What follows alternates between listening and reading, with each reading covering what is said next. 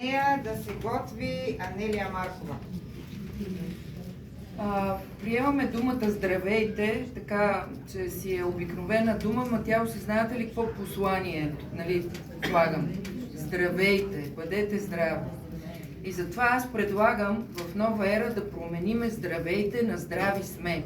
Защото ние всички в нова ера вече сме здрави. Съгласни ли сме? Така че здрави сме. Казвам се Ирина Кочовска. В нова ера съм от 22 година. От екипа на Светлан Колев съм и съм 10-та степен отскоро. Да кажем, не чух никой да говори за опорно-двигателен апарат.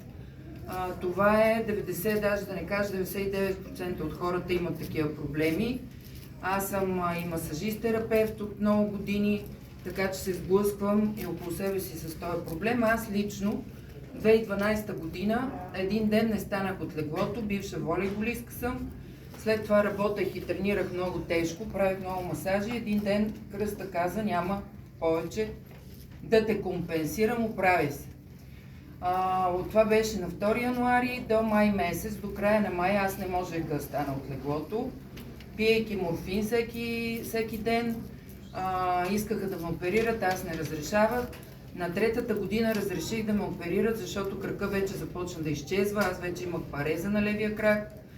И лекарите ми казаха, когато те ми казаха, че имам два избора: или да ми сложат железа на всеки един прешлен, или да си поръчам инвалидна количка. Това беше моят избор.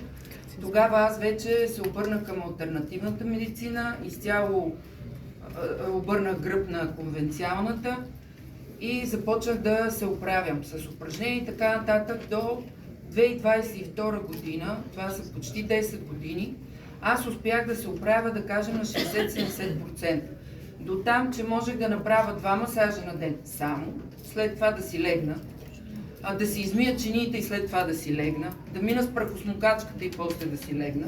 Така че това се казва живот на полуинвалид.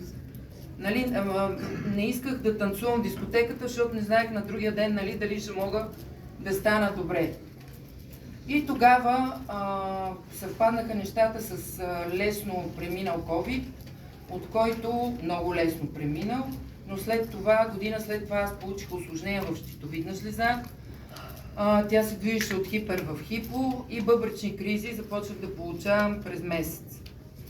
Тогава се запознах с продуктите на нова ера, доверих се веднага, защото цял живот съм ги търсила и знаех какво значи 268 съставки в 3 нанометра. Вече знаех. Започнах да ги пия веднага.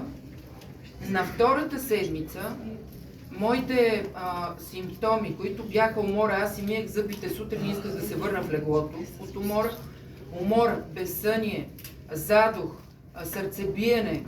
На 2-та седмица аз приключих с тях. На 2-та седмица вече спях спокойно като бебе. И имах енергия да вдигна Родопа и да я пренеса планината. Но гърба продължаваше така да ме тормози сериозно. Минаха месеци, аз продължих да ги пия, започнах с боров прашец саше, бамбук и олигопептиди 2 пъти на ден. Това пиех. Нямах резултат за гърба и в един момент вече си казах: окей, достатъчно ми е, че вирусите минават лесно и нямам, нали, другите проблеми. Сега гърба на 9-тия месец, след като ги пиех, аз приключих с проблемите в гърба на 95%.